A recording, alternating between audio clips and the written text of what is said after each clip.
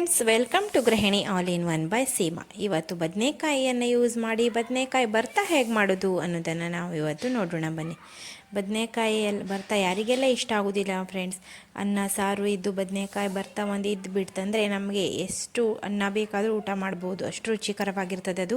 ಬದನೆಕಾಯಿ ಸೀಸನಲ್ಲಿ ಭರ್ತಾ ತಿಂದೇ ಇದ್ದರೆ ಆಗೋದೇ ಇಲ್ಲ ಅಲ್ವಾ. ಹಾಗಾಗಿ ಈಗ ನೋಡೋಣ ಬನ್ನಿ ಫ್ರೆಂಡ್ಸ್. ಅದಕ್ಕೆ ನಾನು 2 ಬದನೆಕಾಯಿಗೆ ಚೆನ್ನಾಗಿ ಸ್ವಲ್ಪ ಆಯಿಲನ್ನು ಗ್ರೀಸ್ ಮಾಡಿಕೊಂಡು ಅದನ್ನು ಒಂದು ಪ್ಯಾನ್ ಮೇಲೆ ಇಟ್ಕೊಳ್ತಾ ಇದ್ದೇನೆ. ಹಾಗೆ ಗ್ಯಾಸ್ ಉರಿಯನ್ನು ಸ್ಲೋವಲ್ಲಿಟ್ಟು ಲಿಡ್ಡನ್ನು ಕ್ಲೋಸ್ ಮಾಡಿ ಇದನ್ನು ಚೆನ್ನಾಗಿ ಈಗ ಬೇಯಿಸ್ಕೊಳ್ಳೋಣ.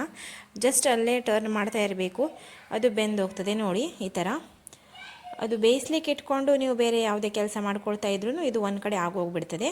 ಹಾಗೆ ಈಗ ನಾನು ಅದರ ಸ್ಕಿನ್ನನ್ನು ತೆಕ್ಕೊಳ್ತಾ ಇದ್ದೇನೆ ನೋಡಿ. ಈಸಿಯಾಗಿ ಈ ಥರ ಬಂದುಬಿಡ್ತದೆ.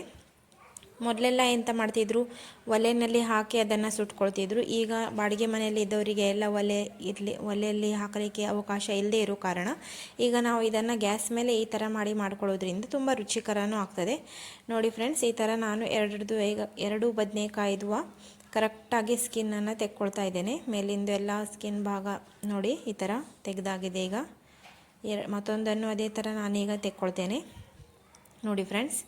ಈಗ ಒಂದು ಕಡೆ ನಾನು 1-2 ಈರುಳ್ಳಿಯನ್ನು ಸಣ್ಣದಾಗಿ ಕೊಚ್ಚಿಟ್ಕೊಂಡು ಇದ್ದುಕೊಂಡೇನೆ.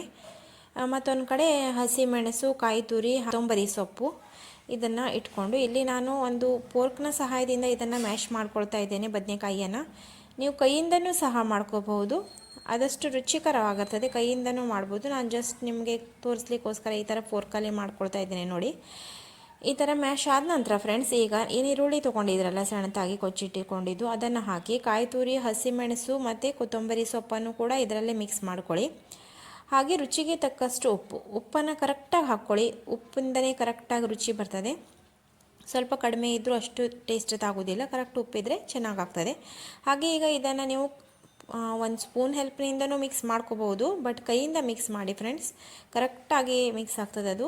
ಆಯಿತು, ಇಷ್ಟೇ ಪ್ರೊಸೀಜರ್ ಇರ್ತದೆ. ಸಿಂಪಲ್ ಆಗಿರ್ತದೆ, ಬಟ್ ತಿನ್ನಲಿಕ್ಕಂತೂ ತುಂಬ ಟೇಸ್ಟಿ ಆಗಿರ್ತದೆ ಫ್ರೆಂಡ್ಸ್. ಒಂದ್ಸಲ ಮಾಡಿ ನೋಡಿ. ಹೇಳೋದನ್ನು ಮರಿಬೇಡಿ ಫ್ರೆಂಡ್ಸ್. ಮತ್ತೆ ಸಿಗ್ತೇನೆ ನಿಮಗೆ ಇನ್ನೂ ಹೆಚ್ಚಿನ ವಿಡಿಯೋ ಬಂದು. ಅಲ್ಲಿ ತನಕ ಬಾಯ್ ಬಾಯ್ ಫ್ರೆಂಡ್ಸ್.